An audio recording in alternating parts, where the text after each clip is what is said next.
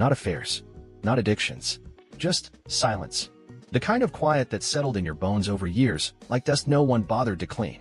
We were married for 22 years. Mark died in his sleep on a Thursday morning. No warnings, no goodbyes. Just gone. I did everything right afterward, called the kids, arranged the funeral, sorted the paperwork. I held it together, because that's what I was supposed to do. Until 3 days later, when I found the safe. It was tucked behind the closet wall, behind his old suits and a set of golf clubs he never used. A loose panel had shifted just enough for me to see the edge. Combination locked. Heavy. And I knew, this wasn't just where he kept emergency cash or insurance papers. Something inside that safe would explain the things he never said. The business trips that didn't line up. The late-night phone calls. The time he came home with a busted lip and wouldn't say why. I didn't have the code. But our oldest daughter, Ava, was always his favorite. Always knew how to get him talking. She came over the next day, and when I asked her if she ever saw him use the safe, she said, "That safe? Mom, that's not the only one." Ava led me straight to it. In the basement, behind the workbench, hidden behind a false panel of pegboard tools, there it was. A smaller safe. Older. Dustier. But already unlocked. My heart pounded. Ava looked at me, waiting. I opened it. Inside, there was no cash. No jewelry. Just one thing. A manila envelope. It was thick. Worn at the edges. My name was written across the front in marked sharp, familiar handwriting. Not darling or to my wife. Just Nina. I opened it slowly. Inside were 3 things. A photocopy of a will dated 2 months before his death. A legal document naming someone I'd never heard of as a secondary beneficiary. A handwritten letter that began, "If you're reading this, then I didn't have the guts to tell you before I died. And I'm sorry." I felt like the floor had dropped out from beneath me. I read on. "Her name is Marissa. I met her before we were married. We had a son. I didn't know for years, and when I did, I kept it quiet. I didn't want to ruin us." I blinked, stunned. "A son?" Ava leaned over my shoulder. "Who's Marissa?" I didn't answer. I was too busy reading the last line. "I've left part of my estate to him. You'll understand why soon. But please, don't trust my brother when this comes out. He knows. He always knew." Before I could catch my breath, my phone buzzed. It was Mark's brother, Victor. Just 3 words. "We need to talk." Victor always had a way of showing up when things were falling apart. He was the kind of man who thrived in other people's chaos, slick suits, firm handshakes, fake smiles. Mark used to joke that Victor would sell his own mother for the right price. I always laughed at the time. No? I wasn't so sure it was a joke. I met him at a downtown bar he liked to call his second office. It reeked of cigars and old money. I walked in, clutching the envelope in my purse like it might disappear if I let go for even a second. Victor stood when he saw me, hugged me, too tight. "I heard you found the safe," he said like it was nothing. Like I just stumbled on a box of old Christmas ornaments. I sat down across from him. "You knew about Marissa." He didn't even blink. I did. I stared at him, trying to piece together how deep this went. "For how long?" "Years," he said, sipping his scotch. "Mark told me everything. He was going to bring it into the open, clean it up. But then you got sick." I felt like I'd been slapped. "I got sick?" Victor nodded. "Cancer changes things. He didn't want to stress you out more. Didn't want the kids to think he was abandoning the family." I didn't know whether to scream or laugh. "So instead he left me to find out in pieces? To clean up his mess with some stranger's name on the will?" Victor leaned forward, lowering his voice. "She's not a stranger. Marissa's son. His name is Leo. He's 22 now. Lives in Arizona. Mark sent him money for college. Quietly. Through me." I sat frozen, blood draining from my face. "Why you?" Victor shrugged. "Because he knew he couldn't do it through the family accounts. You'd notice. I handled the transfers. I made sure Leo never contacted you or the kids. You orchestrated this. I managed it." I pulled out the will copy and laid it on the table. "Then explain this." Victor scanned it, not surprised in the slightest. "He made that one in secret. I told him to wait. But he was afraid. Not just of you finding out, of the kids knowing. Especially Ava." I looked at the lines again. The name Leo Andrews. Half of the liquid estate. The vacation home in Colorado. The stock portfolio I didn't even know we had. "Is there another will?" I asked. "One you filed." Victor hesitated, then said, "Yes." I leaned in. "And does that one include Leo?" "No." He sipped his drink. "That version leaves everything to you and the girls." I stared at him. And that's when it hit me. There were 2 wills. And someone, maybe even Victor, had chosen which one the lawyers saw. I left the bar with my head spinning, the echo of Victor's words thudding in my skull like a second heartbeat. There were 2 wills. Two versions of Mark's legacy. And someone chose the version where Leo didn't exist. I drove home in silence. No music. No calls. Just the low hum of the engine and my thoughts unraveling. Why would Mark write a will acknowledging a son he never introduced? And why would Victor go out of his way to hide it? If it was about protecting me, why not tell me after Mark died? Why not let me decide? Because they never trusted me with the truth. That's what kept ringing in my ears. It wasn't just the betrayal of a hidden child. It was the fact that Mark and Victor had taken my choice away. My right to know. To grieve. To be angry. At home, Ava was pacing in the kitchen. She didn't ask where I'd been. She just looked at me with those wide, sharp eyes of hers, just like her father's, and said, "Tell me." I sat down, pulled the envelope out, and handed it over. She read the letter slowly, methodically, like she was decoding it for lies, not truth. When she finished, she stared at the table for a long time. Then, quietly, she said, "I always felt like Dad was hiding something from you." I looked at her. She didn't look back. When I was 12, I walked in on him crying in the garage. He had this old photo in his hand. I asked who it was. He said it was an old friend, but I knew he was lying. I just didn't want to know. That hurt more than I expected. "You think you loved her?" Ava shook her head. "I think he loved you, but I also think he was a coward." We sat there, just the two of us, in the heavy silence of truth. Then I remembered something, an old storage unit Mark kept across town. He used to go there when he needed space. I never asked questions, because when you're married long enough, you stop pulling at threads you don't want to unravel.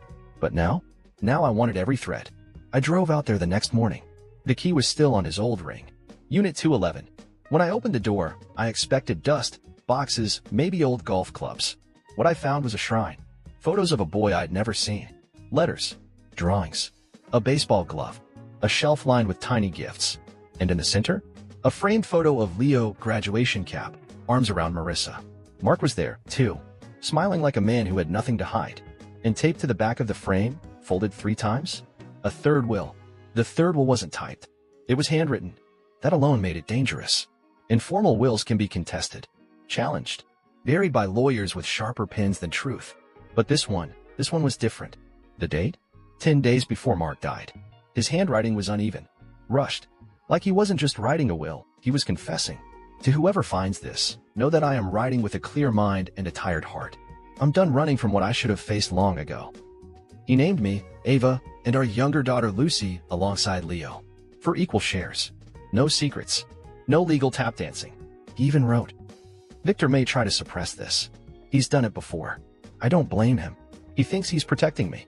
But this time, I need to be the one who makes it right." There it was. Proof that Victor had meddled. Proof that Mark knew he was going to die, and was trying to clean up the mess before it caught fire. But it was too late. The fire had already started. I sat on the dusty floor of the storage unit, the will in my lap, surrounded by pieces of a family I never knew existed. My husband had built a life inside this concrete box. A version of himself he never shared with me. I didn't cry. I didn't scream. I just felt hollow. When I got home, I scanned the handwritten will and sent a copy to my lawyer, Janine. She called within 10 minutes. "This changes everything," she said. "If this is authentic, and I believe it is, it overrides both previous wills." My chest tightened. "So Leo would inherit part of the estate?" Janine hesitated. "Yes, but Victor won't let this go unchallenged." I knew that already. Victor had power, money, influence. He was connected to the law firm that filed the official version. If he could suppress one will, he'd try to bury this one even deeper. "Can we protect it?" I asked. "Only if you file immediately," she said, "and get ahead of him." I hung up and stared out the window, heart pounding. It was time to tell Lucy, my youngest, 16, gentle, sharp, deeply loyal to her father. I didn't know how to explain it without shattering something inside her. So I didn't ease into it. I gave her the letter. She read it on the couch, knees curled under her. And when she was done, she looked up with red eyes and whispered, "He had a whole other family." "No," I said. "He had a son, but he was still your father." She nodded slowly. Then, a knock at the door. I opened it to find a young man, tall, anxious, dark hair like Mark's used to be. He looked at me and said, "My name is Leo. I think we're related." I stared at him. Leo. He looked like Mark, but not in the way you'd expect. Not just the chin or the cheekbones. It was the stillness in his face. That thoughtful, quiet Mark had when he was deciding whether to speak or keep it to himself. I saw it instantly. He wore a wrinkled denim jacket and carried a messenger bag strapped across his chest. His fingers twitched nervously at his sides, and when I didn't respond right away, he took a half step back. Sorry, he said. I shouldn't have come like this. I wasn't sure how else to reach you. Victor told me to stay quiet. That this wasn't my fight. Victor. Of course. I opened the door wider. Come in. He hesitated, then nodded. I brought him into the kitchen, the same one where Mark used to read the paper while I made coffee. The ghost in that room nearly suffocated me as Leo sat at the table. I poured him tea. Something automatic in the gesture. Something maternal, even though I didn't know what I was supposed to be to him. We sat in silence for a few seconds before he said, I got the letter. My head snapped up. What letter?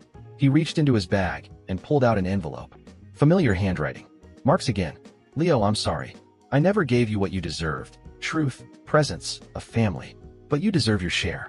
And if you're reading this, they do, too. It was short, but it was real. He looked at me. I don't want anything that isn't mine. I didn't come here to fight.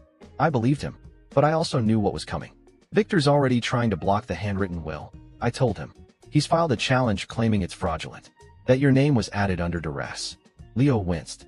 I figured. Did you know about the first 2 wills? He nodded. I was supposed to get something. Then suddenly I wasn't. Victor said you threatened legal action and made your husband change everything. The audacity. That's a lie, I said firmly. Victor's playing both sides. I just found your name for the first time 3 days ago. He looked genuinely surprised. You didn't know about me? No, I didn't. He blinked rapidly. I think he thought I hated him. That I'd lash out. Maybe he'd been preparing for that all week. Instead, I slid the scanned copy of the handwritten will across the table. Do you want to fight for your part? He stared at it, then looked at me. I don't want money. I want answers. That's when Lucy walked in. She froze at the sight of him. He stood. You must be. Don't, she snapped. Her voice cracked. You're the reason my dad died, without saying goodbye. Leo stepped back, stunned. I didn't mean. She turned to me. Mom, you're just inviting him in now. He's your brother, I said softly. No, he's not. She stormed upstairs. Leo sat down again, visibly shaken. And just as I was about to say something to calm him, my phone buzzed. A message from Janine, my lawyer. Emergency. Victor just filed an injunction to freeze the estate. He's accusing you of forging the handwritten will. I barely slept that night. Every time I closed my eyes, I saw Mark. Not the husband I kissed goodnight for 22 years, but the man in Leo's photographs. The one with 2 lives, 2 wills, and maybe 2 enemies. By morning, I'd made a decision. If Victor wanted a war, I would give him one. The first thing I did was go to Mark's study. He hadn't touched most of it in years, only used it for taxes and the occasional Zoom call. But I remembered something. 2 years ago, he told me he'd switched law firms because Victor's firm made a mistake on an insurance clause. I never asked questions. Now I needed answers. I searched every folder in his cabinet. Credit card bills, mortgage statements, all filed neatly. But then, at the very back, an unmarked file. Inside, correspondence between Mark and a different law office. Not Victor's. Hughes and Demery. And in the last letter dated just 3 weeks before his death, Mark wrote, I'd like to ensure the original will remains untouched. My brother has access to older versions, and I no longer trust that he'll act in good faith as executor. I'll be making further changes and may require witness verification soon. That line alone nearly made my knees buckle. Mark knew Victor was tampering. He tried to switch firms. He was preparing to expose him. And now Mark was dead. I drove straight to Hughes and Demery. Their office was quiet, small, professional. I asked to speak with Mr. Hughes, and after some awkward waiting, I was led to his sleek glass room. An older man, mid-60s, sat with a folder already in hand. He didn't look surprised to see me. Mrs. Delaney, he said, I expected you. I asked how he knew my name. He looked me dead in the eye. Because your husband told me, if anything happened to him, you'd come looking. The room tilted. He was scared, Hughes continued. Said Victor had intercepted one of his documents. Tried to convince the board it was outdated. He was worried Victor would try something more drastic. Like forge a will? I asked. Hughes nodded slowly. Or worse. He slid a document toward me. A copy of an email chain, marked to Hughes, discussing the third will. The one I found. The real one. I tried to reach him the week before he died, Hughes added. But he missed our meeting. That wasn't like him. My heart thundered in my chest. Do you think Victor had something to do with his death? Hughes didn't answer immediately. But finally, he said, I don't have proof. But I think your husband was silenced before he could submit the changes legally. He died too conveniently. Too suddenly. I left the office clutching the folder like it held oxygen. When I got home, Leo was pacing. Ava and Lucy sat on the couch in silence. Leo looked up. We've got a problem. What now? He showed me his phone. Victor had posted a public statement on the firm's website claiming I'd manipulated Mark in his final days. That Leo was a scam artist. That I forged the handwritten will to cover for my affair. He even posted a doctored photo, me hugging Leo at the kitchen table. It was war. And Victor had just gone nuclear. The photo spread fast. Blogs. Forums. Even a local news site picked it up. Wife of late entrepreneur accused of forgery and secret romance with alleged love child.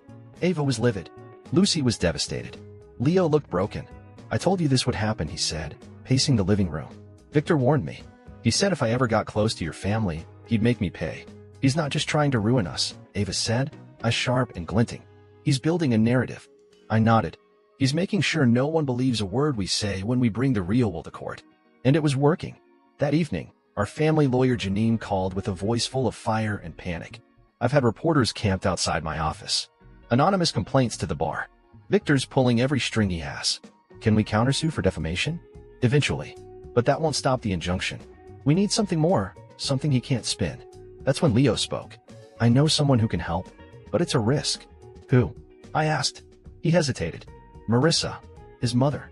Mark's secret past. Why would she help us? Lucy asked coldly. Leo looked away. Because Victor tried to pay her to stay quiet. 5 years ago. I overheard him. She didn't take the money. She told me to forget everything and move on. But maybe she's ready now. Ava was already grabbing her keys. Let's go. Just me and Leo, I said. This has to be her choice. We drove 5 hours straight, out of state, to a little beige house on the edge of nowhere. The same one from the photos in Mark's storage unit. Marissa opened the door before we even knocked. I figured this day would come, she said. She looked tired. Older than I expected. Not bitter, just worn. Like a woman who'd lived with too many shadows. She let us in. Sat with her hands folded tightly in her lap. I loved him once, she said without prompting. But I never asked for any of this. He made his choices. He tried to make it right, I said. He just ran out of time. Marissa looked at Leo. Do you want me to go public? Leo didn't answer right away. Finally, he said, I want you to tell the truth. She nodded. And then she handed me a manila folder. Victor visited me once. After Mark died. He wanted me to sign an NDA. Said there was no inheritance, that Leo wasn't legally entitled to anything. Did you sign it? No. But I kept a copy. Inside the folder was a printout of Victor's original offer, $10,000 for Marissa's silence. Dated just 2 weeks after the funeral. Proof. Leo looked at me. This could destroy him. It should. When I got home, I sent everything to Janine. She responded instantly. This is gold. But then came another email. This one from a blocked address. No subject. Just one line. You're not the only one he paid. And attached was a video file. I clicked play. And what I saw, it was Ava, in Victor's office, handing him a folder, shaking his hand. I watched the video 3 times. Each time, hoping I'd misinterpreted the body language, the moment, the handshake. Ava, in Victor's office. No yelling, no arguing. Just calm professionalism. She handed him a folder. He smiled. They shook hands. I paused the video at the moment their palms touched. That was the moment something inside me cracked. Not from shock, no. I'd felt it brewing. I just hadn't wanted to see it. Not in her. Not in my daughter. I stood in the hallway outside her room for a long time before knocking.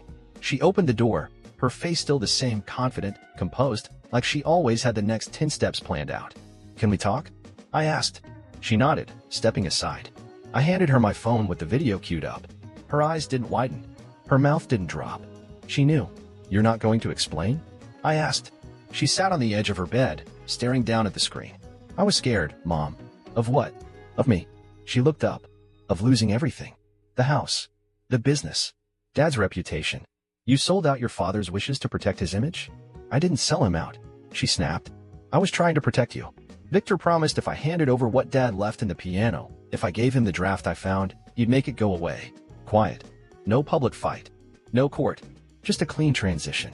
That draft cut Victor out entirely. I didn't know that until after I gave it to him. She whispered. You never thought to ask what he'd do with it? Ava stood up, fist clenched. He said if we contested the official will, he'd take everything to court and bleed us dry in legal fees. That he'd smear Leo. That the media would spin it like you were the mistress. I couldn't breathe. You trusted him more than you trusted me. I didn't know what to do, Mom, she shouted. Dad died, and suddenly nothing made sense. Then Leo shows up, this total stranger, and you bring him into the house like we've known him forever. Lucy's falling apart. The press is camped outside. What was I supposed to think? You were supposed to trust me, I yelled. Tears welled up in her eyes. She wiped them away before they could fall. I was just trying to protect what we had left. But you gave him ammunition, I said. And now he's used it to freeze our assets, ruin Leo's name, and paint me like a criminal. Ava fell silent. I'm sorry, she whispered. But it wasn't enough. Not now. I walked out, shutting the door behind me. Downstairs, Leo and Lucy were watching the news. Victor had just held a press conference. He stood behind a podium, polished and smug. It deeply pains me that my own family has been manipulated by a woman desperate to rewrite her husband's legacy for her own benefit. I muted the screen. Leo looked at me. Is it true? He asked. Did she really give him the draft that could have proven everything? I nodded. Lucy looked at Ava's door, then back at me. So what now? Now? Now I was done playing nice. I called Janine. It's time, I said. Get me a courtroom and issue a subpoena for Victor's phone records. Janine paused. I was hoping you'd say that, because I just got something else. Something big. What? There's been a payment, 6 figures, moved from Victor's firm into a private account, belonging to a coroner. My blood ran cold. You think? Janine's voice was like steel. I think Victor may have paid someone to rush Mark's death certificate, to bypass an autopsy. I dropped into the nearest chair, my knees weak. And for the first time, I asked the question I had been too afraid to ask for weeks. Did Victor kill my husband? Janine's words haunted me. A coroner paid off. A rush certificate. No autopsy. It all suddenly made sense. The speed of it, the silence from the hospital, the way Victor was already at the house by the time I'd called the funeral home. Like he'd been waiting for the moment Mark died. Waiting, or planning. I pulled out the death certificate we'd filed away in the office drawer. The cause of death was listed simply, cardiac failure. Nothing further. No toxicology. No follow-up. Not even a second opinion. Mark was relatively healthy. No history of heart problems. Just stress, which God knows, we all lived with. But he was only 57. Too young for a heart just to stop. I called Janine back. I need the name of the coroner. The one who signed it. She texted it to me. Harold Leston. Retired. Private. Had once worked for a county with known corruption problems before quietly relocating. Leo walked in as I was writing his name down. You look like you've seen a ghost. I looked up. I think I married one. I told him everything. And then I told him what I was going to do. That night, I drove 3 hours to a little town just off the border. Found Harold's name on a weathered mailbox. Knocked on the door before I could change my mind. He opened it wearing an old cardigan and a pair of reading glasses hanging from his neck. He blinked when he saw me. Nina Delaney, he said like it was scripted. So he already knew. I know who paid you, I said. He sighed. I figured that was coming. You're going to tell me what happened. And if you don't, I'll make sure your name ends up in every paper in the state. He stepped aside. His house smelled like paper and old wood. I sat down across from him in a dimly lit study where the walls were lined with antique clocks, all ticking out of sync. I didn't kill your husband, he said flatly. I never even saw his body. I blinked. What? I was sent a form. Pre-filled. The nurse signed it. The funeral home picked it up. I was paid to approve the documentation and stamp it without requesting an autopsy. That's all. Paid by Victor. He nodded. Why? Because your husband had filed for an updated medical review 2 days before he died. It would have extended the legal processing of his will by 3 weeks. And it would have opened the door to a full forensic report. I sat in stunned silence. He was going to file everything with his new lawyer, I whispered. That's why Victor rushed it. Harold nodded. And if I hadn't signed off, he added, they would have found something. I leaned in. What? Harold looked up at me, his face pale. There were signs of poisoning. Nina. My breath caught. Your husband didn't die from a heart attack. He let the words sit in the air like smoke. He was helped into the afterlife. I stood up, hands shaking. I need that in writing. Harold nodded. I'll give you a statement. But you didn't hear this from me. I left the house with the world spinning sideways. At home, Ava was sitting on the porch steps. When I stepped out of the car, she stood. I'm sorry, she said. I didn't speak. I thought I was saving what mattered. I looked her dead in the eye. What mattered was your father's life. She flinched. And then she asked, what did you find? I stared into the dark, fist clenched around Harold's statement. I found murder, Ava. I didn't sleep. Again.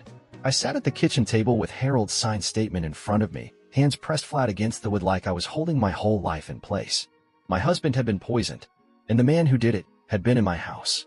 Hugged my children. Gave a eulogy at Mark's funeral. Victor. Leo walked in just after sunrise, his hair a mess, dark circles under his eyes. He saw the paper. Saw my face. Didn't ask questions, just sat down beside me. Do we go to the police? He asked. We will, but not yet. If we rush it, Victor will bury this like he buried everything else. I looked at him. We need a bigger platform, one he can't control. And that's when I thought of Marissa. She still had the NDA offer from Victor. She had been paid to disappear, and she hadn't taken it. She had nothing left to lose. I called her, told her what we'd found. Silence on the line. Then, she said, I know someone. A lawyer. No, a journalist. We dated once. He's always sniffing for something dirty under the surface. He'll jump at this. By noon, I was sitting across from him. His name was Zane Delgado. Wore boots and denim like he hadn't seen a courtroom in years but could destroy reputations with a single blog post. He listened, took notes, never once looked skeptical. When I finished, he leaned back, whistled low. This is explosive. A forged will. A hidden heir. Poisoned husband. If I drop this with names, someone's going to prison. Good, I said. But you need hard proof. A chain. Connect Victor directly to the death. The money trail. The forged will. The payments. Everything. I slid Harold's affidavit across the table. Zane's eyebrows rose. This is a start. He pulled out his phone, opened a recording app, and looked me dead in the eye. Ready to go on record? I nodded. And I told the story from the red safe to the piano to the poisoning, like I was testifying for the last time. That night, Zane published the first part of a 6-part expose. The headline read, Family Fortune Built on a Body? The Secret Will and the Poisoned Husband. It went viral within hours. Victor's office issued a no comment. By morning, 3 more former employees of Victor's firm had contacted Zane, an ex-paralegal, a secretary, and a forger. Each of them had stories. Each of them named Victor. It was spreading like wildfire. Ava came to me in tears. Mom, I didn't know it was this bad. I thought he just wanted control. Not. She couldn't even say the word. Not murder, I said. She nodded. I placed a hand on her shoulder. You can make it right. How? Testify. Leo was pacing by the back window when his phone buzzed. He looked down. His face went pale. What is it? I asked. He turned the screen to show me. Call me. Urgent. It's about your father. Uncle James. Leo looked at me, eyes wide. I don't have an Uncle James. Leo and I sat on the living room floor, the message glowing on his screen like a trap. Are you sure you don't know him? I asked. He shook his head. My mom never mentioned a James. And Mark, my dad, he never spoke about anyone outside of Victor. I took the phone and dialed. A gruff voice answered on the second ring. Leo, this is Nina. Leo's with me. A pause. Then, I was afraid of that. Which means you know. Know what? I asked cautiously. That Mark's dead. And Victor's the one behind it. My stomach twisted. Who are you? I'm James Keller. Mark's first cousin. On his mother's side. We were close, before Victor got his claws into him. I haven't seen Mark in over 15 years. I looked at Leo. He listened silently, brow furrowed. Why did you reach out now? Because I saw the article. The journalist, Zane. And I recognized the story. The secrets. The way Victor operates.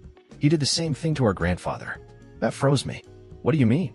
James exhaled, voice steady but loaded with bitterness. Victor's been cleaning up family business since he was in his 20s.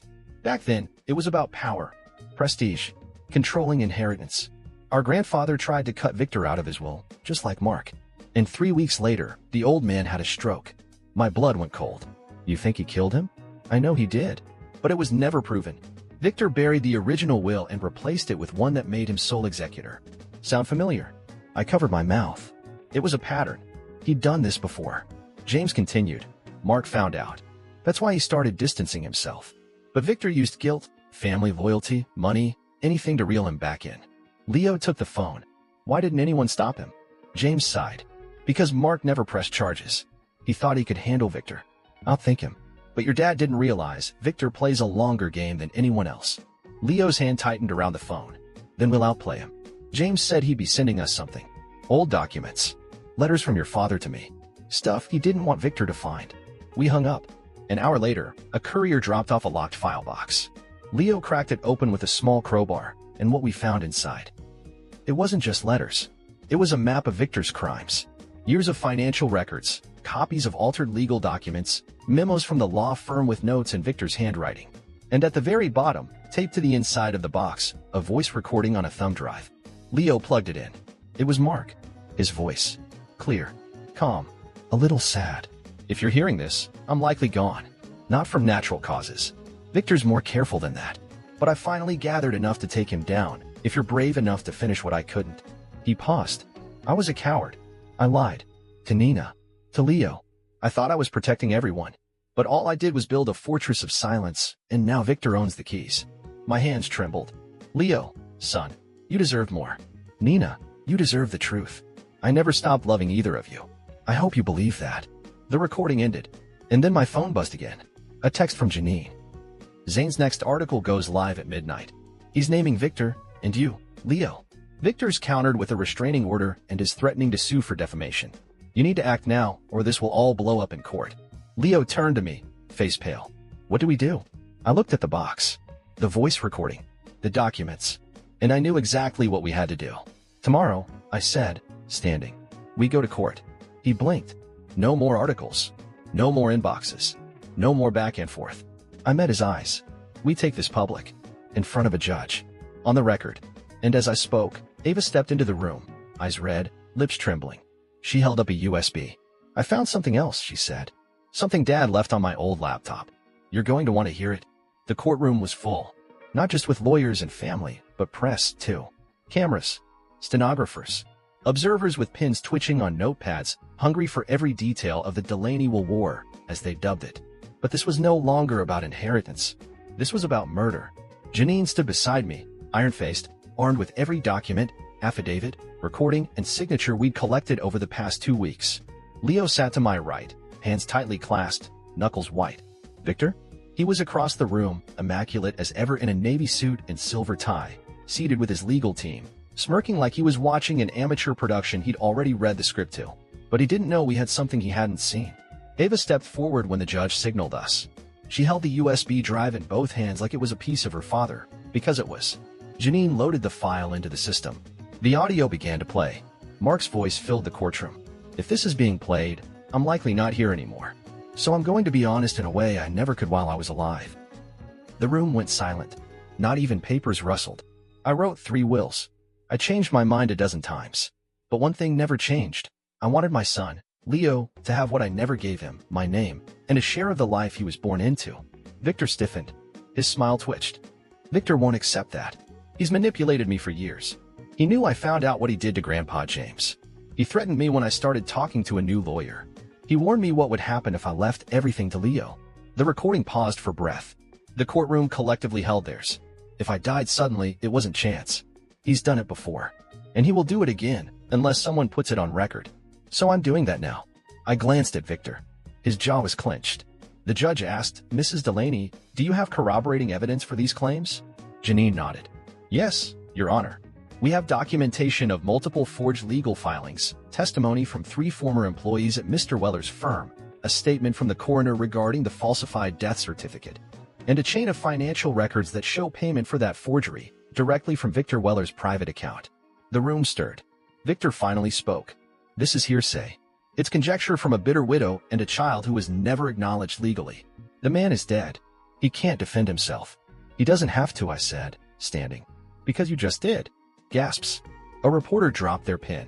Your Honor, Janine continued, we formally request that the court recognize the handwritten and final will of Mark Delaney, dated 10 days before his death, and that a criminal investigation into Mr. Victor Weller be launched for obstruction, conspiracy, and fraud.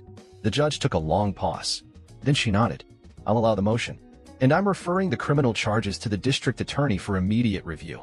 Victor stood, red-faced. This is a witch hunt. A vendetta. No, I said. This is justice. He tried to speak again, but security approached. The judge gestured for silence. Victor's voice, for once, was swallowed by the courtroom's order. Leo exhaled beside me like he hadn't breathed in days. Ava reached for my hand. Lucy, in the gallery, wept silently. Outside the courthouse, the media waited. I stepped up to the microphones, not to speak for headlines, but for Mark. For the truth. My husband was not perfect. But in the end, he chose to be brave. This wasn't just about a fortune. It was about a man trying to make things right before it was too late. And today, I added, my voice shaking, we finished what he started. The courtroom victory was supposed to feel like a finish line. It didn't. It felt like a cracked dam, barely holding back everything that still needed to be said. The judge's ruling put the estate back into probate under the terms of Mark's final, handwritten will. Leo was officially recognized as Mark's son and named a legal heir. The injunction was lifted. The assets unfrozen. but the damage couldn't be measured in dollars. It was in the spaces between people. Lucy couldn't look Leo in the eye for days afterward. Not out of hate, but confusion. The kind of ache that comes from realizing the father you idolized lived a double life. That the brother you never knew was more a stranger than kin. Ava tried. She helped Janine sort through legal forms. She cooked dinner for all of us the night after the verdict. She was trying to repair what she broke, but every time I looked at her, I saw that hand shake with Victor. And yet, I couldn't stay angry. She was my daughter. She'd been manipulated, just like Mark was, just like I had been. Leo, meanwhile, disappeared for 3 days. No messages. No calls. Just gone. When he finally came back, he looked different. Not broken. More like someone who'd put himself back together using only the pieces that still fit. I visited Dad's grave, he said, standing in the doorway like he wasn't sure he was allowed to enter. He's buried next to his parents. I cleaned the stone. I nodded. My throat was tight. There was no marker yet, he added. Just the temporary one. It didn't say anything about me. Or you. I felt my knees go weak. I sat down slowly. He left a message for us. In his final recordings.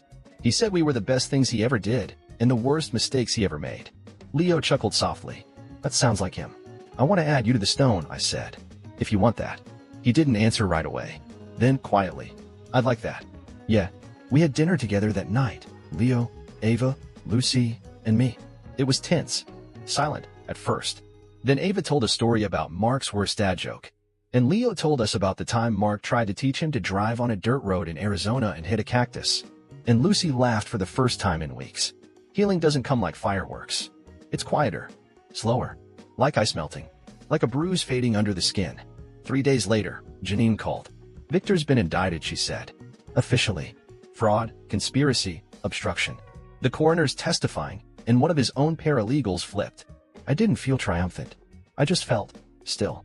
But she wasn't done. There's one more thing, she said. Mark had a hidden account we just uncovered. It's not listed in any of the wills, but Leo's name is on the beneficiary form. Sole recipient.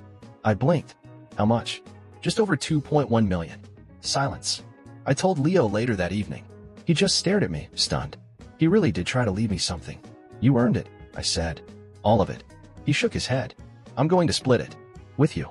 With the girls. You don't have to. I want to. Because this family? For better or worse, it's mine too. We hugged. The kind of hug that doesn't fix everything, but says, I'm not going anywhere. A week later, the stone was placed. Mark Delaney. Beloved husband. Father. Brother. A man of secrets and second chances. And just beneath. Family is who you choose to stand with when the truth comes out. The house was quiet again. Not just still, but finally at peace. No lawyers. No shouting. No hidden documents shoved into drawers. Just warm light through the windows, soft music playing in the kitchen, and the low murmur of laughter upstairs. It felt whole. Even if part of it had been permanently broken. It had been 2 months since the trial. Victor was indicted on multiple charges and denied bail. The firm collapsed shortly after, its name scrubbed off the office doors like it had never existed. Leo officially became a legal heir and changed his last name to Delaney. He said he wasn't erasing his past, just claiming his future. We had one final task left, clearing out Mark's study. Not because we had to, but because we were finally ready to. Ava, Lucy, Leo, and I took it slow. We flipped through old photo albums, found outdated planners, even a few unopened birthday cards Mark had apparently bought and forgotten to give us. The room felt like a time capsule, a goodbye that had waited patiently to be heard. Leo was kneeling near the far wall, running his fingers under the edge of the floorboard beneath Mark's desk. There's something loose here, he said. I moved beside him as he pried it up gently. Inside the small hollow, a single envelope. No dust. No mold. No lock.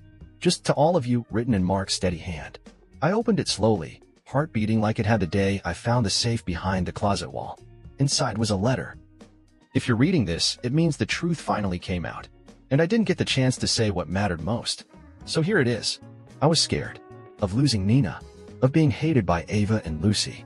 Of never being enough for Leo. I thought I could fix everything before I died, but I waited too long. I've made mistakes you can't unmake. But the one thing I hope you all believe is this. I loved you. Deeply. Differently. But fully. All of you. To Nina, thank you for being the heart I never deserved. To Ava and Lucy, you were the light in my shadow. And to Leo, thank you for showing me what courage looks like. If there's any justice, I hope you're reading this together. I hope you've chosen to forgive me, even just a little.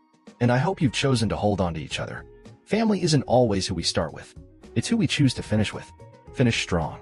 For me, love always. Mark. No one spoke for a long time.